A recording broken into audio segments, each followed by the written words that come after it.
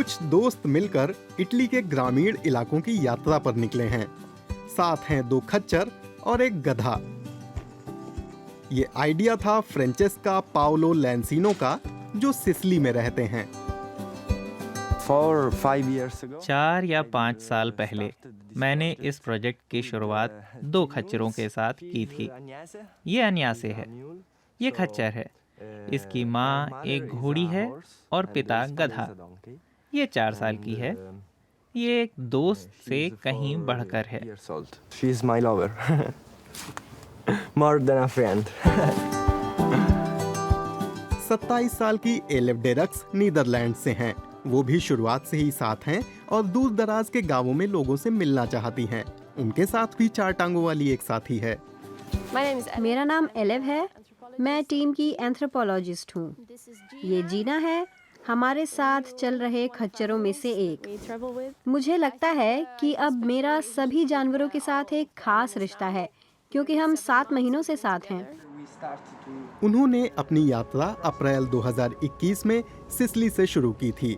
भूमध्य सागर के सबसे बड़े द्वीप सिसिली से निकलकर वे पूरे इटली की यात्रा करेंगे। दक्षिण में पालेर्मो से लेकर पश्चिमोत्तर में तुरीन तक। अपने जानवरों के साथ उन्हें 2500 किलोमीटर का सफर तय करने में 7 महीने लगेंगे। हम इटली के ग्रामीण इलाकों पर शोध कर रहे हैं। खच्चर एक तरह से प्राचीन किसानों का प्रतीक हैं, जिन्होंने अपनी सारी जिंदगी ऐसे जानवरों के साथ गुजारी है। इसलिए जब आप खच्चरों के साथ जाते हैं तो दिखता है कि खच्चर रॉक स्टार हैं। वे तकरीबन तुरीन तक पहुंच गए हैं। वे एक दिन में कितना चल पाते हैं? ये निर्भर करता है।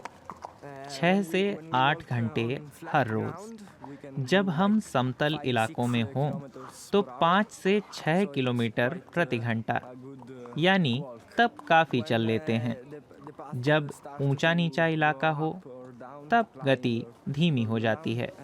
ऐसे में 1 घंटे में 3 या 4 किलोमीटर तक चल पाते हैं। अपनी यात्रा में ये समूह माउंट एटना नेचर रिजर्व में स्थित यूरोप के सबसे ऊंचे ज्वालामुखी से गुजरा। उन्होंने दक्षिणी हिस्से के पोलिनो नेशनल पार्क को जाना समझा और वे समंदर किनारे बसे चिंक्वे टेरे इलाके में घूमे। यात्रा के कुछ हिस्सों में उनके साथ 2 फिल्मकार भी थे। यात्रा का सबसे प्रभावशाली हिस्सा कौन सा था? इसका जवाब आसान नहीं है।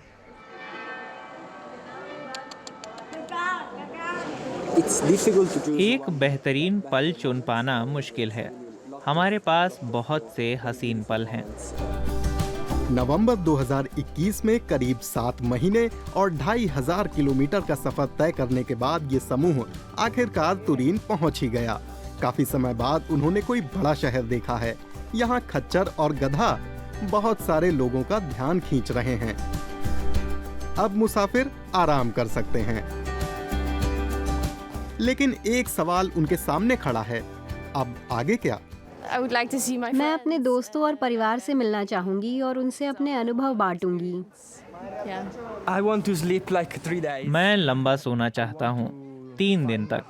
मैं खच्चरों के लिए इन सर्दियों में सुरक्षित जगह ढूंढ रहा हूँ और बाद में थोड़ा अपने बारे में भी सोचूंगा।